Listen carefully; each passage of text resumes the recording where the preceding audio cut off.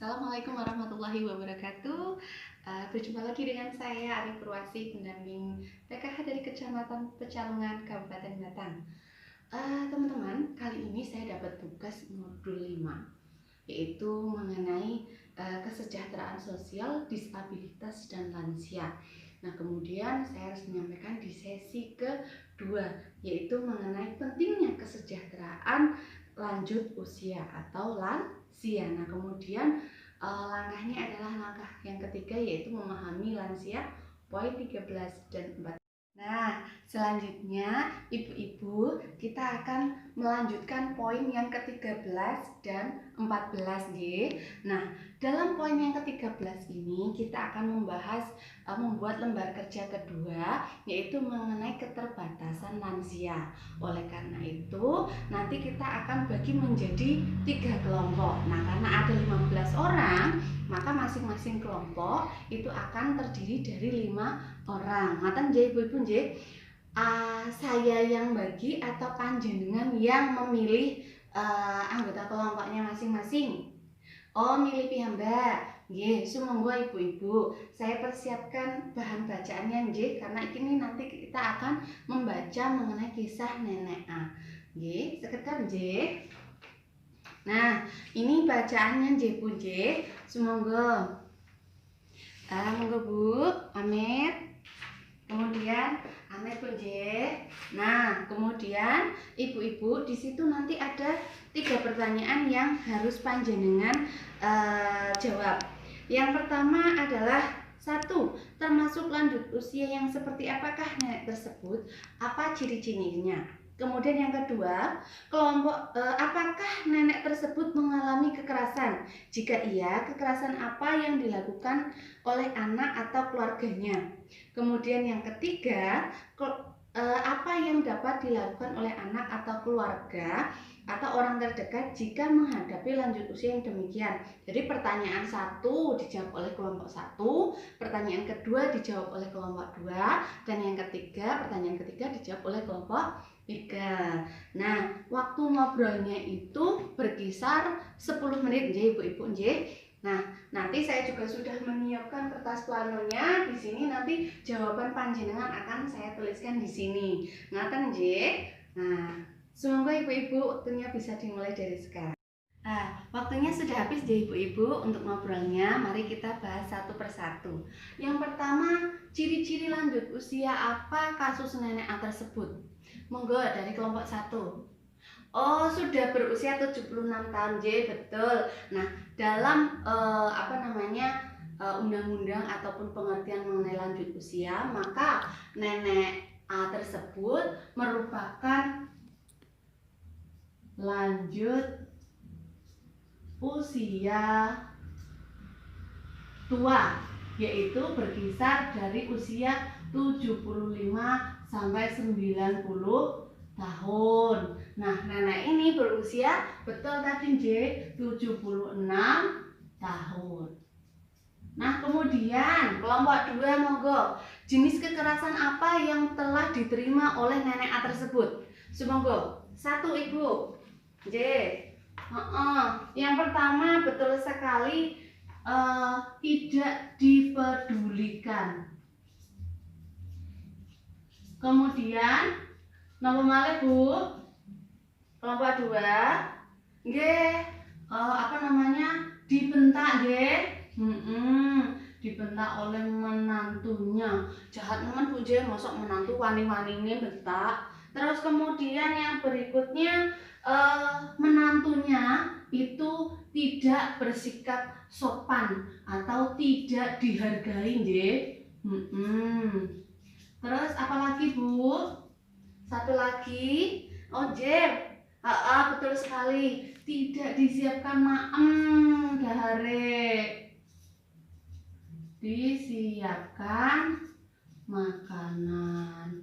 Kemudian di situ apalagi satu lagi? Oh, sudah. Nah, di dalam bacaan itu ada satu lagi Ibu, yaitu pernah ditipu oleh orang yang belanja ke tokonya tersebut. Jadi beliau ditipu sampai sebesar 3 juta rupiah. Oke. Nah, kemudian kira-kira apa sih yang harus dilakukan oleh keluarganya, kerabatnya, saudaranya? Kelompok 3 semoga. Oke, yang pertama adalah harus sabar. Kalau lansia niku nggih sabar. Nek mboten sabar, maka malahan yang muda nanti bisa cepet stres. Kemudian yang kedua adalah menghormati dan menghargai menghargai lansia. Leres Bu, lansia niku nggih butuh penghormatan, nggih butuh dihargai walaupun sudah sepuh, walaupun terkadang pemikirannya amit sewu nggih Bu nggih, terkadang seperti anak kecil. Nah, kemudian yang ketiga napa Bu? Oh, betul. Jadi yang berikutnya adalah kita berusaha meminta nasihat. Jadi kalau kita minta nasihat kepada lansia itu seolah-olah kita itu ngwongke, masih membutuhkan dari lansia tersebut. Nah, kemudian apa lagi Bu? Ya betul sekali ya.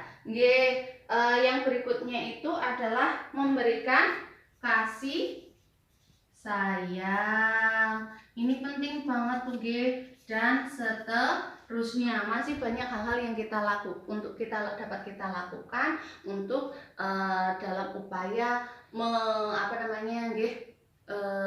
mengasihi ataupun menghadapi lansia. Ya, tadi kita sudah mengerjakan LK2 Ibu-ibu. Di situ kita membahas mengenai keterbatasan lansia, terutama kasus nenek A. Nah, kasus nenek A ini merupakan gambaran lansia yang mengalami keterbatasan, di mana kadang-kadang dia berada pada situasi yang kurang nyaman. Hal itu diakibatkan oleh hak-haknya telah dilanggar oleh orang-orang yang terkadang kurang menyadari keterbatasan dan kebutuhan dari lansia tersebut.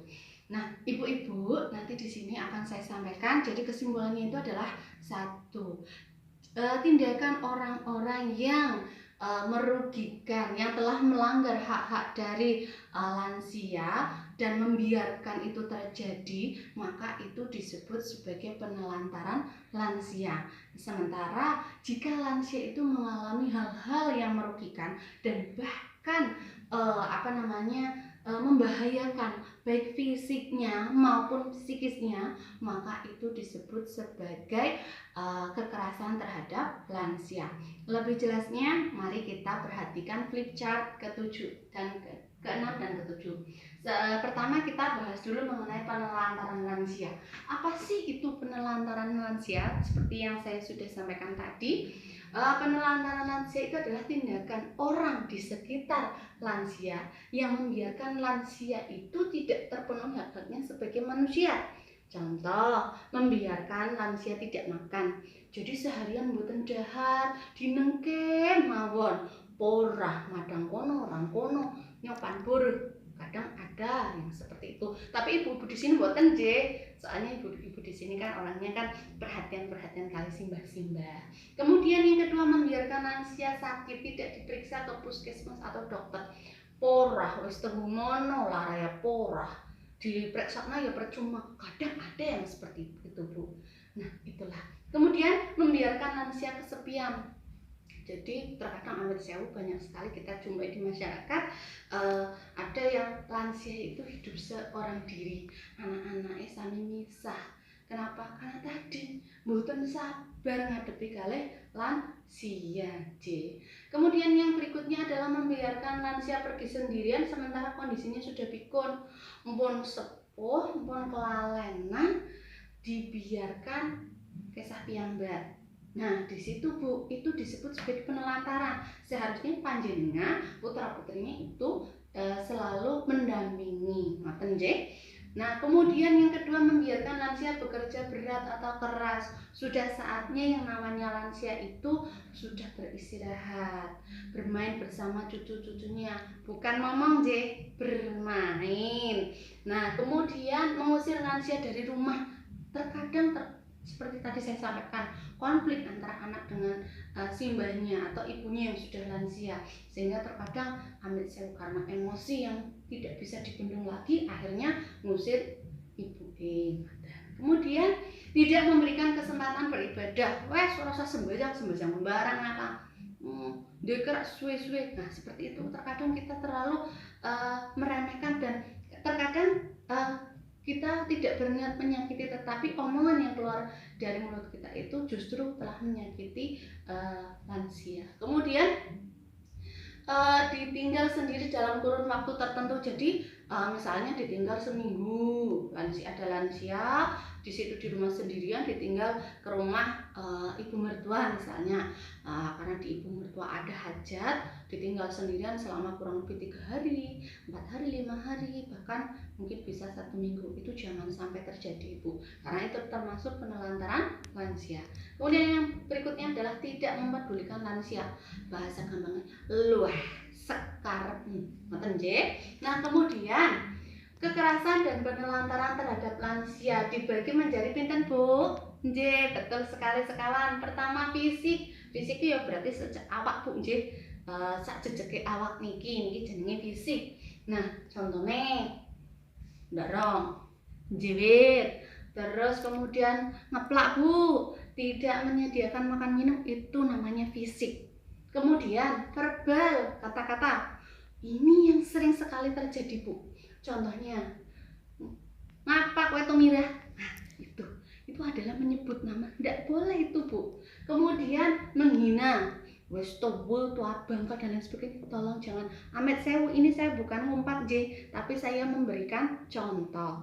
Kemudian yang berikutnya adalah menakut-nakuti, meden-medeni. Kemudian ada bentak. Ini sering sekali terjadi. Lalu soalnya ibu-ibu, oh mboten nek teng mriki mboten nggih. Sami sayang sedaya kalih simbah-simbah kalih mak-mak ini. Kemudian marah dengan kata-kata. Ini terkadang karena kita sudah saking emosinya, hal ini sering sekali terjadi. Kemudian emosi. Biasanya tindakan ini dapat menimbulkan rasa tidak nyaman, bahkan trauma. Kemudian contohnya membiarkan lansia sendirian, kemudian membatasi bertemu dengan teman, kemudian tidak peduli, ngenengke, menelantarkan tadi banyak sekali deh, Bu, ya. Kemudian secara finansial atau secara keuangan. Nah, contohnya memanfaatkan uang lansia. Pencairan bantuan PKH lansia sebesar 200.000. Kene, Mak, duitnya nggo nyobai, sama ora butuh wis itu tidak boleh. Kemudian menggunakan hartanya tanpa izin. Amit sewu ora wis tak cukup duitnya. Itu tidak boleh, Bu. Kemudian tidak memberikan keleluasaan menggunakan uang. Kowe meh ngopo njaluk duit barang, ora usah. Padahal yang namanya lansia itu pasti membutuhkan uang. Tidak hanya untuk dirinya, biasanya simbah-simbah itu lebih senang memberikan kepada cucu-cucunya. Betul tidak, Bu? Nah, seperti itu ya ibu-ibu. Nah, selanjutnya mari kita lanjutkan ke langkah 20.